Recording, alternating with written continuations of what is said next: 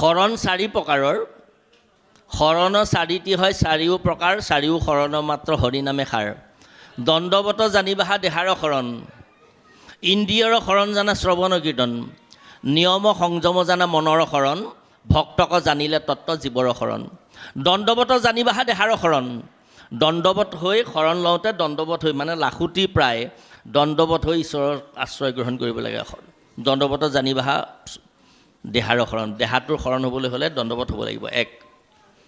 ইন্দ্ৰিয়ৰ শৰণ জানা শ্ৰৱণ কীৰ্তন ইন্দ্ৰিয় শৰণ শ্ৰৱণ কীৰ্তন মানে নিয়ম সংযমী হ'ব লাগিব মানে ইন্দ্ৰিয়বিলাক এই হাত দুখন ইন্দ্ৰিয় চকু দুটা ইন্দ্ৰিয় নামঘৰলৈ সোমাব লাগিব শাস্ত্ৰ পঢ়িব লাগিব ভকতৰ ওচৰলৈ যাব লাগিব ভৰিকেইটাৰ সৈতেহে যাম হাতকেইটাৰ সৈতে চাপৰি বজাম নাম গাম পুথি মেলিম ইত্যাদি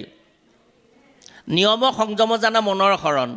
নিয়ম সংযমী হ'ব লাগিব এতিয়া নিয়ম সংযমটো কেনেকুৱা হ'ব এটা আমাক কাহিনীৰে যুৱক